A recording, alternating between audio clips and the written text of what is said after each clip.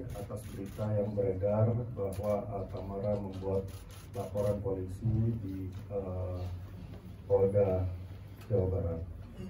Adalah benar pada tanggal 6 Desember 2021 Tamara membuat laporan polisi melalui kuasa hukumnya atas dugaan tindak pidana penggelapan yang dilakukan oleh pengurus perusahaan PT Hotel Bukit Indah Puncak. Sudah 19 tahun Tamara memiliki saham di hotel tersebut.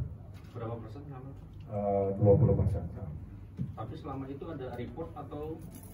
Ya, tidak pernah Tamara mendapatkan hak-haknya sebagai pemegang saham, tidak pernah mendapatkan dividen. Setelah Tamara membentuk tim kuasa hukum, baru di ujung Tamara diundang 1 kali.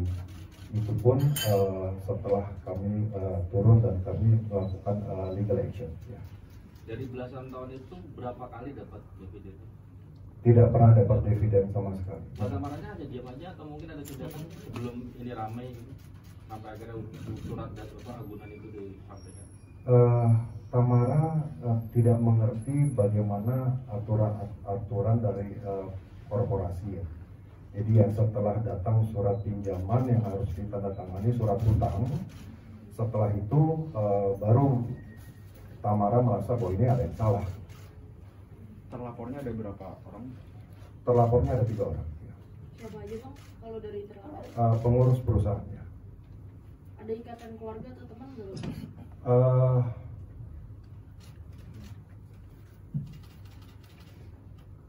Kalau memang keluarga harusnya menjaga Tamara ya. Jadi yang kita laporkan adalah pengurus perusahaannya, siapapun yang ada di situ itu ada dalam strukturnya.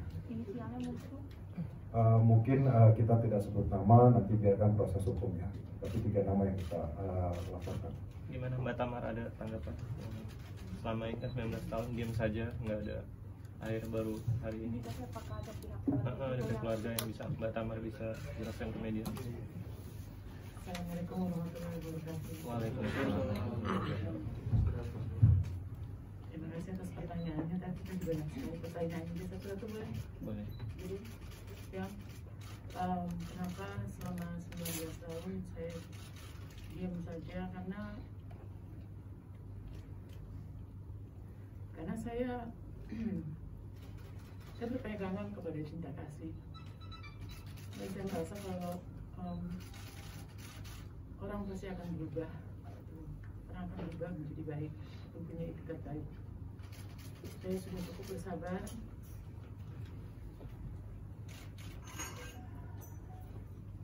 Saya sudah cukup bersabar selama 19 tahun. Tapi ketika tahun 2020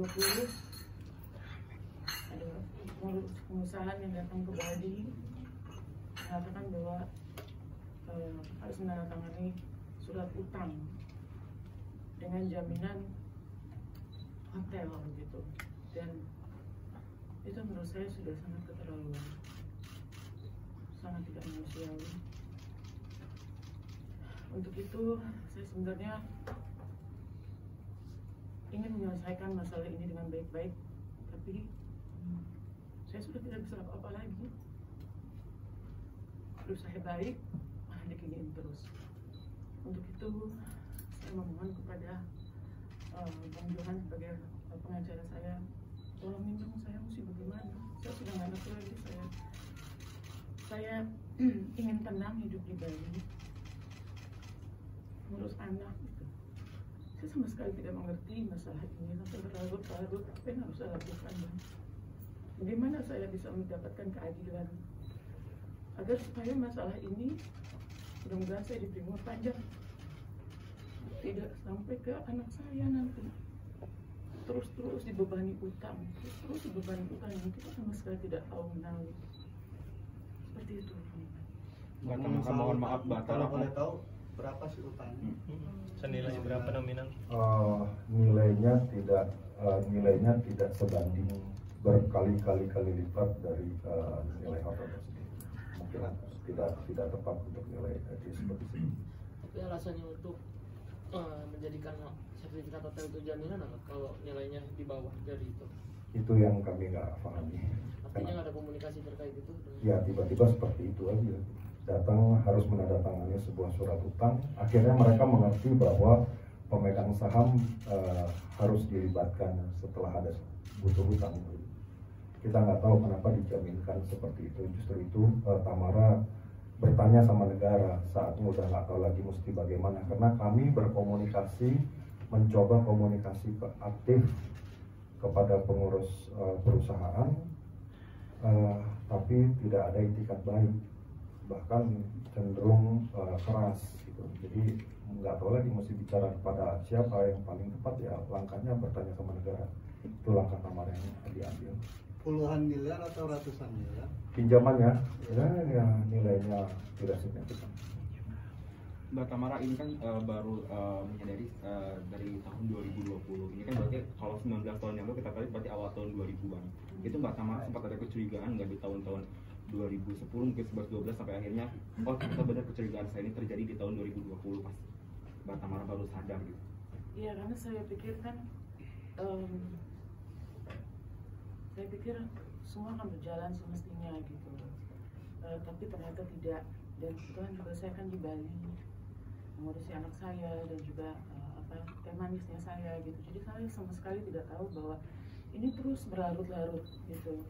Saya tidak mendapatkan hasil dari 19 tahun itu.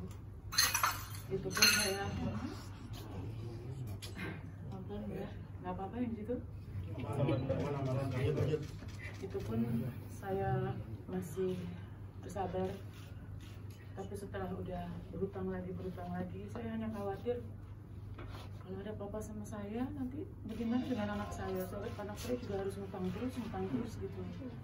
Jadi saya mau nggak mau harus mengambil sebuah sikap gitu. Artinya Pak, ini sudah berulang kali, dalam arti bukan kali ini aja utang itu dilakukan sama manajemen dari hotel. Ya, jadi hanya mendengar dari zaman ayahnya Tamara, hanya mendengar, tapi laporan resmi adanya di wadah rapat umum pemegang saham. Tamara tidak dilibatkan karena bukan pengurus, tapi dia adalah pemegang saham. Wadahnya laporan itu resminya kan ada di RUPS. RUPS itu wadahnya pemegang saham tahunan, tapi itu pun tidak. Jadi hanya mendengar saja bahwa ada utang A, ada utang B, terus menerus seperti itu. Terakhir puncaknya pada saat Tamara harus menandatangani surat utang tersebut. Ya. Lebih tepatnya pada saat Tamara merasa gelisah secara merasa dizolimi, akhirnya ada yang salah, akhirnya Tamara membentuk tim hukum dan diskusi dengan kami. Kami menyurat ke sana, kami melakukan komunikasi yang cukup terus, tapi seperti memblokir komunikasi. Jadi komunikasinya tidak terlihat ada itikat baik, ya nggak tahu lagi mesti apa. Kalau Tamara tidak tahu lagi mesti apa, ya kalau kami secara hukum ya harus tahu mesti apa, ya mengadu sama negara, hanya itu. Jadi pada saat kami melihat banyak sekali kejanggalan keuangan, justru itulah kami merumuskan untuk dibuat suatu bentuk hukum untuk dilanjutkan ke proses litigasi, ke proses hukum lanjutan, karena banyak sekali kejanggalan. Contoh kejanggalan yang paling jelas adalah pada saat kita bertanya bagaimana sih perusahaan ini, rugi, perusahaannya rugi. Selama pandemik rugi, yes, selama pandemik rugi betul. Tapi kan pandemik hanya 2 tahun. Bagaimana dengan tahun ke-17, mundur tahun kayak 16 tahun lalu, 15 tahun lalu. Saya rasa kita bisa lihat nanti teman-teman bahwa hotel itu cukup baik, bertumbuh cukup baik secara fisik, dan tingkat huniannya cukup baik hotel tersebut. Jadi saya pikir laporan keuangan itu tidak bisa diakumulasi 19 tahun rugi, itu dibuka, ditutup itu setiap tahun. Mungkin ada setahun yang rugi dan mungkin ada tahun yang untung. Ini yang lagi diuji.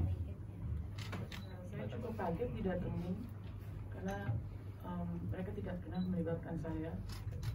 Selalu rugi. Terus kemudian ketika saya didatengin, saya bingung gitu kenapa nominal yang segitu jaminannya harus satu hotel yang besar. Untuk itu langsung saya bertanggungan. Bagaimana saya mesti? Saya sangat sedih sekali ketika saya nggak tahu mesti berbuat apa lagi. Karena ya yang saya pengen itu ini bisa cepat selesai biar tidak turun ke anak-anak saya gitu loh. Biar anak saya juga bahagia, nggak harus mendapatkan atau menerima perlakuan seperti ini. Bang Johan, mungkin ini kan Ya, polisi, penyidik bekerja profesional dan cukup baik. Menurut alur hukumnya, rasanya tidak akan lama lagi akan naik status atas dugaan tindak pidana ini. Karena menurut kami dari rangkuman hukum kami cukup alat bukti untuk naik ke sidik. Jadi rasanya tidak akan lama lagi untuk naik. Ya, karena 19 tahun laporan keuangan tidak pernah diberikan secara patut dan wajar, rasanya sudah pasti ada yang salah. Ya. Hotel sampai dengan saat ini masih berjalan sangat baik, tingkat hunian okupansinya cukup baik. Ini bukan hotel yang sudah mau rubuh loh, jangan salah bahwa ini hotel yang sangat baik, berada di puncak pas. Jadi rasanya kalau kita bicara mengenai hotel ini tidak berfungsi, ini jauh ya. Dengan adanya kasus ini tetap berjalan Bang ya hotelnya? Hotel terus berjalan sampai dengan saat ini. Dengan pengurus yang sama atau ada peralihan? Setahu kami dengan pengurus yang sama ya. Setahu kami. Setelah adanya pelaporan ini Bang, dari pihak terlapor sudah ada respon kah? Mungkin ke Mbak Tamara udah menghubungi atau ada komunikasi? Kami belum ada komunikasi sejak kami membuat laporan, kami belum ada komunikasi dengan pihak Tamara. Ke Mbak Tamara juga mungkin udah menghubungi? Tidak ada. Tadi nilai kepemilikannya kan 20%. Apa itu alasan Tamara nggak pernah dilibatkan atau gimana sih Bang? Apa harus pengurus saja?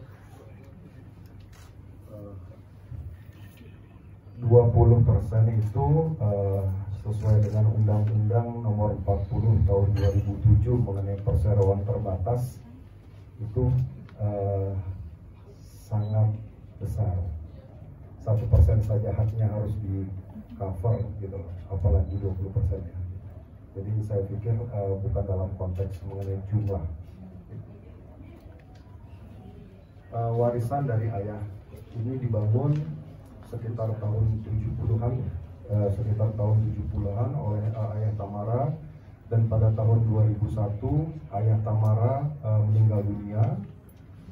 Setelah itu beliau punya wasiat, dan surat wasiat itu langsung jatuh kepada penerima waris. Jadi di sini ini bukan sengketa waris, tolong ditegaskan, ini bukan permasalahan waris, karena masing-masing pihak sudah menerima warisnya masing-masing. Tamara sudah menerima warisnya, dia dapat waris 20% atas hotel. Ini sudah beralih menjadi permasalahan perusahaan, para pemegang saham yang tidak mendapatkan hak-haknya sebagai pemegang saham. Jadi ini bukan masalah waris. Yang kedua, ini bukan masalah keluarga, karena tidak ada permasalahan keluarga di dalam urusan ini. Permasalahan ini murni permasalahan pemegang saham yang tidak mendapatkan haknya. Demikian. kalau hak dan kewajiban Mbak Tamara sebenarnya apa sih? Hotel ini memang yang pernah kebakar, dan kebetulan memang ada pihak manajemennya yang mengurusi. Dan sampai saat ini belum melihat kondisi terbaru kondisi hotel tersebut atau gimana Mbak? Sudah lama sekali saya nggak kesana. Terlalu banyak memori saya sama almarhum bapak saya di situ. Dan semenjak hotel kebakar, bapak saya tuh seneng banget ngumpulin foto-foto dari saya kecil. semuanya juga sudah kebakar. Jadi saya kalau ke sana sedih sekali, apalagi dengan kejadian yang menimpa. Karena hotel itu, saya waktu kecil dengan almarhum bapak saya. Berarti banyak kenangannya Mbak ya, hotel tersebut. Berapa tahun lalu Mbak terakhir ke sana?